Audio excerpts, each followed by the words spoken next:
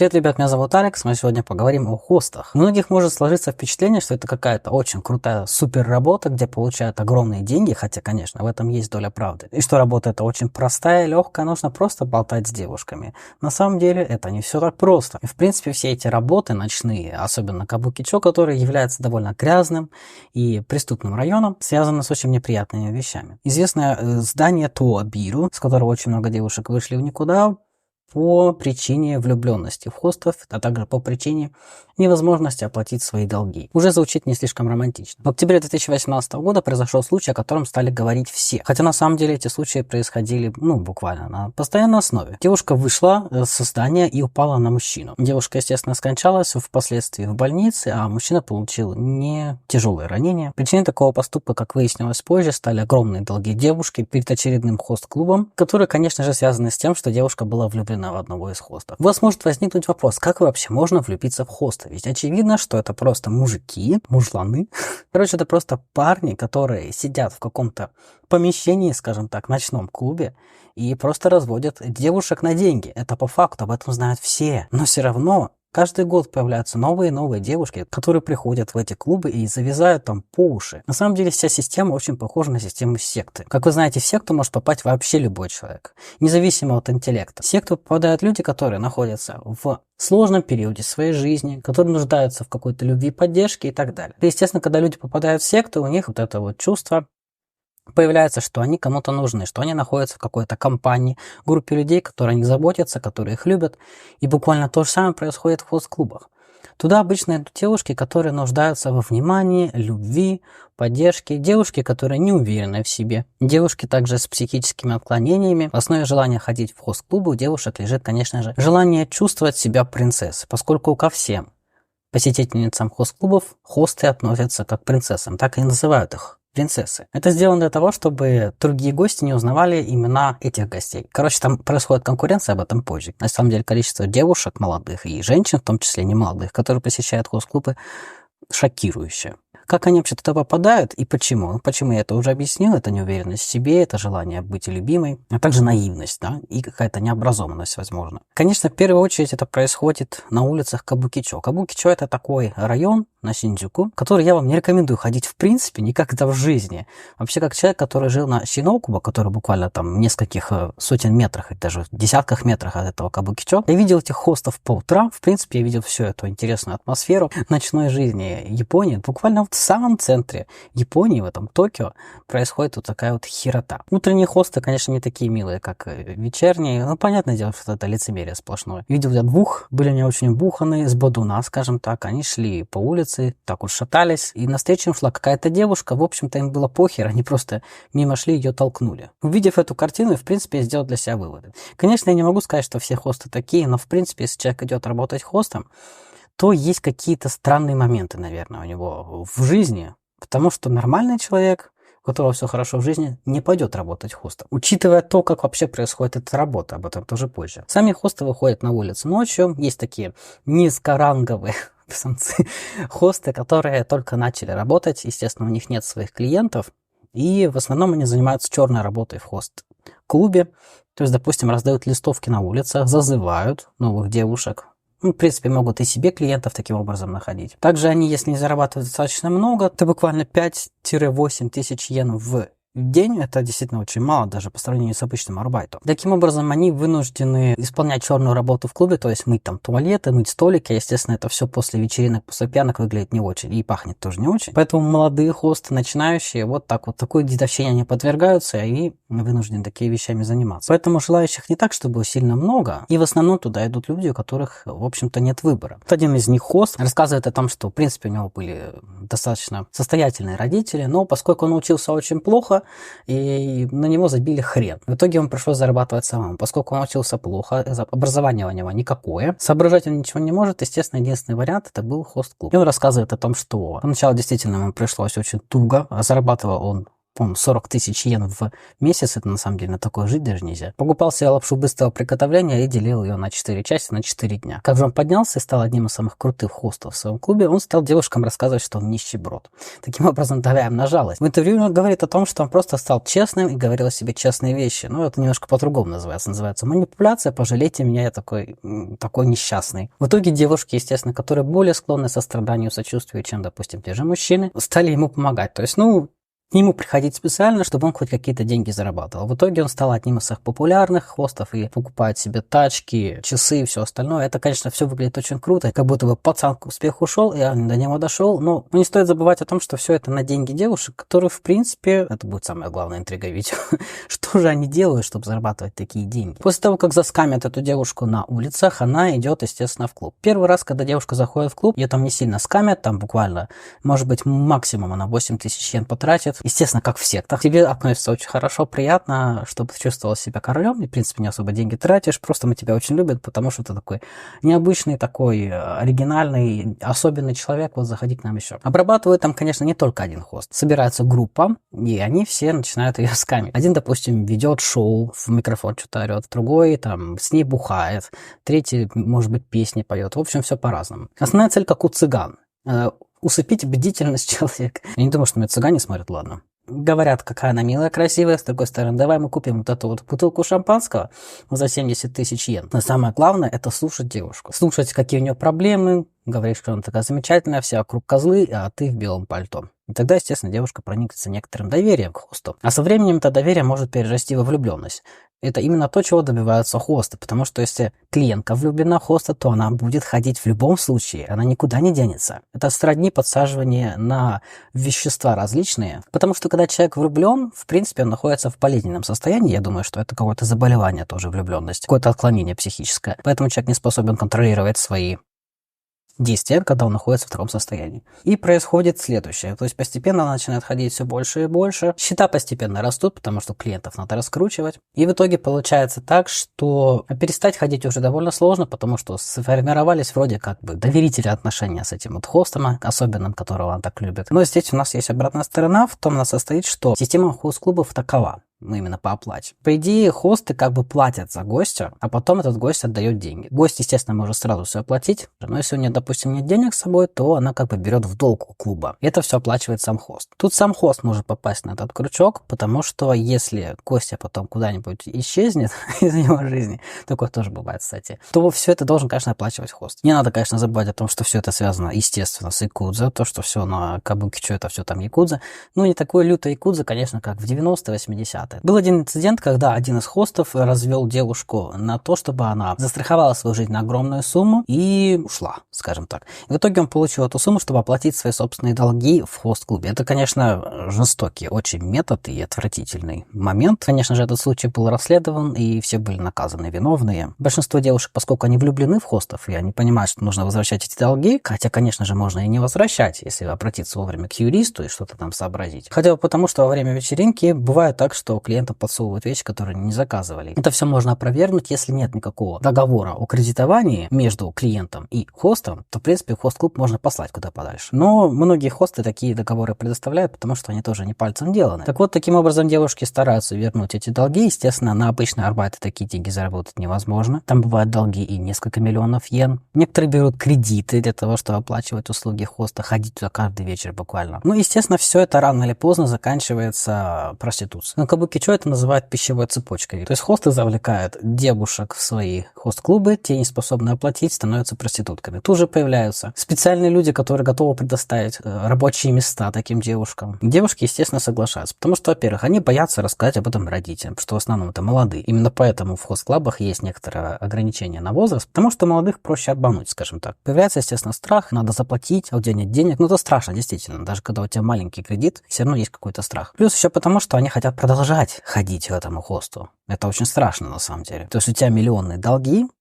ты идешь уже работать проституткой, но ты продолжаешь ходить к этому придурку. Поэтому по статистике 90% девушек, которые посещают хост-клубы, это проститутки. И те, которые были изначально проститутками, и те, которые ими стали. Конечно, есть остальные 10%, которые просто очень богатые, не знаю, где они деньги берут. Хотя, конечно, исход этого всего один и тот же. И поэтому очень многие девушки идут на то здание. И также очень много таких вещей происходит на почве влюбленности жестокой в какого-то хоста. То есть там бывают очень крейзи девушки, которые буквально сталкерят своих хостов. И, естественно, они начинают соревноваться с другими посетителями за внимание этого чувака. Хотя все вроде бы понятно, что он просто развлекает. И все они для него являются клиентами абсолютно одинаковыми. Никому не испытывают никакой симпатии, это просто деньги, ничего личного. Но вот они борются. И борются между собой, кто больше заплатит. Ну, кто потратит больше денег, тот будет самым любимым клиентом, как они считают. Конечно, это будет не любимый клиент, это будет самый выгодный клиент. Могут ли хосты заниматься интимом со своими клиентами? Конечно, могут. По идее, в правилах хост-клубов это не прописано, можно и нельзя, но по идее, как бы якобы нельзя, но вроде как бы и можно, не запрещено. Конечно же, в клубах самих это не происходит, это происходит уже в свободное время. Бывает так, что топовым хостам платят за ночь до 10 миллионов йен. Не, конечно, рассказать можно что угодно, но я подозреваю, что это действительно такое возможно. Вообще, хост-клубы зародились в 65 году. Как ни странно, это не в период Эду. Один самый главный был хост-клуб. Назывался он «Ночной Токио». Он был единственный в своем роде на тот момент. Это было просто место, где женщины танцевали с мужчинами. То есть там были мужчины-танцоры, и женщины с ними танцевали. Ну, такой вот был клуб. Рядышком стали возникать другие магазины, которые поняли, что можно делать деньги на девушках. В 99 году произошел бум хост-клубов, поскольку хосты стали появляться на телевидении, стали себя открыто рекламировать, и они стали в каком-то степени, можно сказать, айдолами. На Синдзюку появились большие постеры с их изображением. Но в 2003 году к власти в Токио, губернатора, вернее, стал Синтару Исихара. Он попытался с этим разобраться, сказал, что ночью нельзя работать, но это никого не остановило на самом деле. В общем, клубы перешли на такой способ работы, что якобы они не работают ночью, но все равно работают. Это было, скажем так, закрытые вечеринки. То есть, в принципе, эти клубы можно было попасть после полуночи, хотя это запрещено по закону. По закону о развлекательном бизнесе. В итоге у хост-клубов есть 3 периода работы основных. То есть у них есть дневной период работы, утренний и ночной. Ночной, естественно, самый загруженный, и там работают самые крутые хосты. Есть еще один неприятный момент, даже не один. Самой работы хоста в качестве хоста. Дело в том, что приходится пить каждый день. Безусловно, есть люди, которые вообще не могут пить. Есть некоторые реакции организма на алкоголь выпитый, например, там поблевать. В принципе, можно было не уточнять, но мне захотелось. По идее, считается, что пить обязательно, потому что это основной заработок хостов. Они получают деньги от того, что покупают алкоголь. Кстати, низкоранговые хосты, они обычно выполняют роль пьющего, то есть они буквально пьют из бутылки. Это такая, развлечение такое. Я не знаю, какое удовольствие может приносить клиентке то, что какой-то мужик пьет из бутылки дорогущий алкоголь, который он только что купил за свои деньги. Я не понимаю, правда. Может быть, какое-то чувство превосходства, то, что она действительно какая-то принцесса, королева, я не знаю. Я думаю так, что, в принципе, большинство ошибок в жизни и большинство очень странных поступков происходит в жизни, потому что человек пьет алкоголь. Если бы они все были трезвы в этих клубах, я думаю, что они столько денег бы не тратили. Естественно, это очень сильно сказывается на здоровье и на внешности, конечно же, потому что если ты бухаешь каждый день, ты становишься пухше. Поэтому работа это очень легкая. Учитывая то, что, во-первых, еще и режим очень сильно будет сбит. В принципе, любая ночная работа – это ад. Конечно, бывает такое, что хосты не пьют. Допустим, они просто не переносят алкоголь, то есть не все поголовно обязаны. И, в принципе, человек не обязан работать хостом. Они набирают новых людей постоянно, им нужны новые люди. Собеседование хостов происходит. За собеседование также могут платить деньги. Только за то, что ты придешь. 面接受けるだけでもなんかお金として1000円もらえるよっていうことを聞いてて、それでちょっと行ってみたいな。Начинается это, конечно, с завлекания в инстаграмах тех же самых очень много. Мне, кстати, тоже 2 раза прислали зазывание в хост-клуб. Может быть, они посчитали, что я хафу. По идее, я ни разу не видел, чтобы иностранцы работали в хост-клубах. Может быть, такое есть, просто я не видел. Хотя, возможно, это была просто какая-то рассылка автоматическая. Тоже может быть такое. Когда я ходил по Кабукичо, я был не пьяный, кстати. Я не знаю, что я там делал, блин. Ну, помню, я просто решил ночью погулять, пошел, короче. Посмотреть, что это вообще из себя представляет, это Кабукичо ночное. Это действительно ад. Вот реально, там очень грязно, там очень шумная такая атмосфера, знаете, вот прям вот реально опасная. Во-первых, там еще и крысы бегают, всяких разных хрючевальных. По идее, в хост-клубы могут ходить мужчины, но на самом деле они больше тусуются на Синдзюку-Санчоме, подальше, у них свой район. Есть некоторые хост-клубы, которые запрещают клиентов мужчин, потому что мужчины более опасные, конечно, чем девушки-то, ага. Если они, конечно, попадут на бабки, то будут проблемы, скорее всего, не у мужчин-клиентов, а именно у хостов. Учитывая то, что и даже девушки бывают такие немножечко крейзи, которые преследуют своих любимых хостов, какие-то угрозы им присылают. Но, в принципе, если мужчина приходит с девушкой-гостьей, как сопровождающий, то ему разрешают вход. Также хостами не обязательно могут быть мужчины, это могут быть и девушки. Она будет одета в мужскую одежду, она будет говорить крася боку, потому что самое главное в работе хоста это именно внимание, которое ты уделяешь девушке. Дать почувствовать девушке себя нужной. То, что она важна, то, что она нужна, то, что она особенная. Вот это, короче, вот лабуда сраная. Забавно, что очень многие девушки ходят к хостам, скрывают это, естественно, от своих родителей. Это по факту, конечно же, потому что в таком признаться очень стыдно. А также скрывают своих парней, что очень прискорбно. 同意のもとでですか？いや、隠してそしてバレたんですか？バレました。何が起きたんですか、その時。LINE 見られて、これ誰なんみたいな。で、バレました。振られたんですか？はい。Конечно же, когда парни об этом узнают, происходит разрыв отношений, потому что такое, мало кто может терпеть. Не только потому, что она ходит к какому-то хосту, которого она очень сильно влюблена, это вроде как бы такая является эмоциональной изменой, да, но даже не поэтому, потому что это очень опасно общаться с таким человеком, потому что у этого человека, скорее всего, проблемы, и, скорее всего, будут еще очень большие проблемы в будущем, имеется в виду и долги, какие-то психологические проблемы. Ну и плюс к тому, что если уже был прецедент, что девушка ходит к хостам, то, наверное, она еще раз пойдет, скорее всего. ちなみに1回でどれくらい使うんですか？でもその日によるけど、最低でも10万ぐらい。どうやってそんなお金を稼いでるんですか？バイト頑張る。Если у хостов девушки, вот это, конечно, интересный вопрос, здесь у нас еще одна история хоста, на самом деле очень грустная. Значит, этот хост тоже был из довольно-таки нормальной семьи, но его выгнали из дома из-за разногласий со своими родителями. И ему пришлось самостоятельно зарабатывать. Других вариантов не было, кроме как пойти в хостел. Но у него было 2 девушки. И одна девушка ушла, скажем так. Причины этого поступка, в принципе, в видео не оглашаются. Но я так понимаю, что, возможно, это было связано с тем, что вот этот вот парень работал хостом. Возможно, там возникла очень сильная любовная привязанность, поскольку парень продолжал работать хостом, а они в любом случае будут продолжать работать хостами, даже если у них есть девушки, то, возможно, возникли какие-то психологические проблемы у девушки на основе ревности, естественно. Понимаете, когда ваш любимый человек, скажем так, любимый, да, занимается такими вещами, в общем, развлекает противоположный пол, каждую ночь бухает с ними, естественно, будут всякие возникать подозрения. Подозрения – это очень плохо в отношениях, которые приводят в основном к разрыву отношений.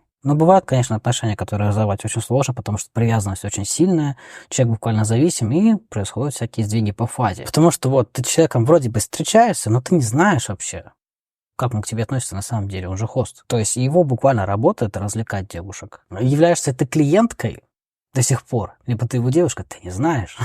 И вот когда эта девушка ушла, он завел себе новую, которая была похожа на предыдущую. Он так и говорит, что она ему напоминает о ней. Таким образом может радовать их обоих. Я не понимаю вообще, что он имел в виду, ну ладно. Девушки вообще редко выходят замуж за хостов, естественно, как и за порно-актера. Но это примерно из одной истории. Опять-таки из-за непонятности. Непонятно, что вообще будет в будущем. Поскольку это не профессия действительно достойная. В Японии это не очень любят. Это не очень крутая профессия. Большинство японцев относятся к этому с негативом. Но негатив они, конечно, этот не высказывают открыто, потому что, не принято, как в японском обществе. 女の人の弱い部分を利用してる感じがして嫌ですね。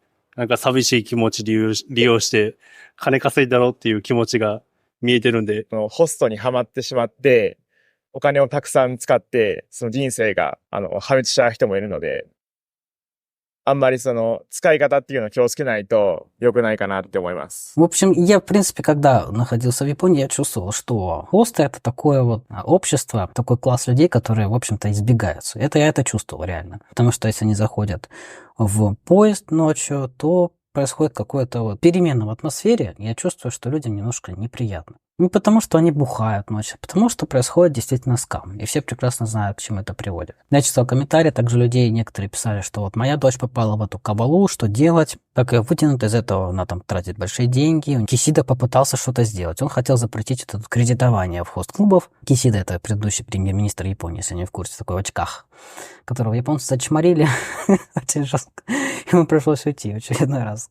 Никогда такого не было в Японии. Вот опять. Плачиваешь, если у тебя есть деньги. А если у тебя денег нет, то тебя никто не заплатит. Никаких кредитов не будет. Только фактически платишь те деньги, которые есть. Ничего не запретил в итоге, ничего не поменялось. Это, наверное, самая главная проблема хост-клубов. То, что человек немножечко не понимает, где его рамки. То же самое, что гэмблинг, тоже подсаживание идет какое-то. Есть хост-клубы, где есть почасовая оплата, и есть фиксированная оплата. Ты платишь какую-то определенную сумму фиксированную, и тусишь неограниченное количество времени, пока ты не упадешь. Конечно же, сейчас это все сходит на нет, эта вот почасовая оплата, потому что часовой оплаты довольно сложно выжать большие деньги. Где-то 5000 йен в час будет. Ты ходишь, 5000 оплачиваешь, сидишь час, тусишь с хостами этими. Напитки ты дополнительно оплачиваешь. Понимают ли девушки, что их обманывают? Да, понимают. Так же, как и мужчины понимают, когда их обманывают девушки с камеры, те же хостес. Одна интересная история. Вот она бы Май, которая была скамершей, и в итоге ее заскамили тоже.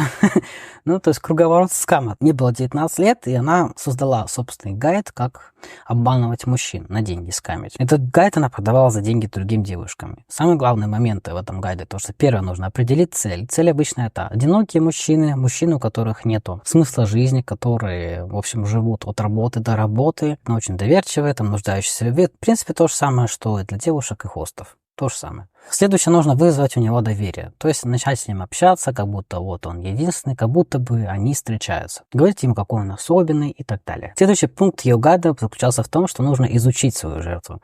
То есть знать, когда он просыпается, когда ложится спать. И, естественно, все эти моменты писать ему какие-то определенные смс. То есть как будто бы твой партнер очень сильно в тебе заинтересован, знает буквально, когда ты просыпаешься. Это, конечно, очень похоже на сталкерство. Если мне такое писали, я бы очень испугался, на самом деле. Мужчина просыпается в 6 утра, пишет «Доброе утро». И человек такой: ой, как хорошо, я проснулся, мне пишет «Доброе утро». Ну, вот таким вот образом они разводят этих мужиков. Классическая схема. Исчезает девушка на некоторое время, там 5-6 дней, может быть, даже больше. И, естественно, мужик начинает волноваться, что случилось, что происходит. Эти все сообщения бесконечно от мужика не читаются, игнорируются. И когда она возвращается в сеть, она говорит: о, прости, что я тебе не писала, вот у меня там проблемы. Ну, понимаете, вот эта вся херня, да? У меня там букуют коллекторы, мне нужно заплатить огромную сумму. Напрямую не просит денег. Просить напрямую денег у них не принято, вот этих вот чуваков с камеров, потому что деньги предложатся сами. Для начала мужчина предложит различные варианты решения вопроса, например, там обратиться к адвокату, обратиться к родителям, и на это все, конечно, уже заготовлены отговорки, то есть адвокату я не пойду, я же тебе только одному сказала, я тебе доверяю только одному, ты, надеюсь, никому не скажешь, что-то вот эти вот.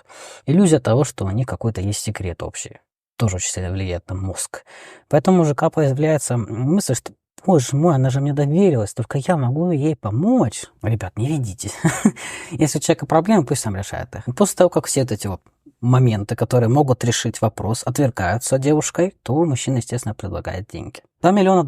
Короче, она заскамила с парней. Ну, как она прокалывалась? Она пошла на интервью к очень известному ютуберу, которого она пищала и писала кипятку. Тут же как бы есть некоторые вопросы к ее адекватности и интеллектуальному развитию, если она так себя повела. В этом интервью она честно призналась в том, что она скамит парней, то, что она продает свои гайды и не платит налоги. На самом интервью этот блогер сказал: ты сейчас говоришь вещи, за которые тебя могут посадить. То есть ты преступница. Она такая: ох. Ну, и она попросила его не выкладывать это интервью. Интервью, естественно, вышло. Полицейские с удовольствием посмотрели его и арестовали. Но прикол состоял в том, что когда ее арестовали, оказалось так, что у нее буквально нет никаких сбережений. А почему, спросите вы? Она все тратила на хостов. Другими словами, она стала совершать эти поступки, чтобы оплатить услуги хостов. Зная все это, хосты продолжают работать, искать девушек, и поэтому у многих японцев возникают вопросики по поводу их моральной ответственности, социальной, скажем так. То есть нормально ли это так себя вести, зная, что ты рушишь жизни людей ради денег? Каждый для себя сам решает свои моральные нормы, то, что может, то, что не может делать. Каждый сам для себя решает. Закон о развлекательном бизнесе предполагает то, что человек не может влюблять в себя клиентов. То есть, по идее, это нарушение закона. Другими словами, это психологическое воздействие на клиента, чтобы вынудить его купить что-то. Ну а как ты докажешь, что клиент покупал дорогущие вина там за 1 000 000 йен только потому, что он влюблен в хоста? Никак ты не докажешь. Человек пришел, ему показывают ценник, ему показывают все условия, рассказывают, а он сам принимает решение. Как я уже говорил ранее, в основном туда идут от безысходности. А остаются, естественно, тоже от безысходности. Потому что возраст уже там 30-40 лет, а что ты будешь делать, если ты уйдешь из хост-клуба? Ну что, ты, во-первых, привык к этому уровню жизни, у тебя там тачки, тёлки, вот эта вся херня. А во-вторых, у тебя нет образования, у тебя нет опыта работы, вообще никакого. куда тебя возьмут? В комбине никто не захочет работать в комбине, после того, как катался на крутых тачках. Поэтому хосты там остаются до посинения. Если хост работает давно, то он очень опытный. Это значит, что он может буквально всех развести, буквально каждого встречного на бабки. Это опыт, который копится годами. Поэтому, чем старше хост, можно сказать, что он даже более ценный. Внешность особо не имеет значения. Имеет значение именно подход к клиентам. Потому что, во-первых, для девушек не так уж важна внешность. Если парень не очень красив физически, скажем так, но у него есть некоторое обаяние, и плюс он очень хорошо выглядит в том плане, что ухожен, следит за собой, одет в дорогие вещи какие-то стильные, если у него прическа, вот это все, это, в принципе, достаточно. Тем более, что многие хосты делают пластические операции, чтобы сохранять свою молодость, и сколько лет хосту ты, в принципе, можешь и не знать. Можешь сказать тебе, что мне вот 24, а ему там будет 50. Поэтому такая кабала не только для девушек, но и для хостов, которые, если не накопили за годы работы хостами, это все тратили вот таким вот образом, то, естественно, у них выбора никакого нет. Самый лучший вариант, если вы оказались в такой ситуации, я не знаю, кто может оказаться в такой ситуации, в принципе, из вас, смотрящих на видео, то откладывайте деньги, пожалуйста. Откладывайте деньги, открывайте свой бизнес и уходите. Что если вы девушка, которая приехали в Токио, которым очень интересно посмотреть, что же такое хост-клуб? Не ходите туда, просто не ходите. Но если прям очень сильно хочется, идите с парнем каким-нибудь, чтобы он вас постоянно отрезвлял. И пусть он за это сам все заплатит, чтобы успокоились. Я не знаю, где вы такого оленя найдете. Лучше не ходить, потому что многие говорят, вот схожу один раз, посмотрю, что там. В секту какой-нибудь, да? И в итоге все. Кто-то говорит, попробуй один раз, и все. Ага, сейчас. Потом сидит и не слазит. Вот такая ситуация с хостами, ребята, в Японии. Не становитесь хостами, это очень плохо. Херня. Прекрасное слово, чтобы закончить видео. У меня есть телеграм-канал, подписывайтесь, отвечаю на ваши вопросы. Не на все, кстати, имейте в виду. Это все, пока.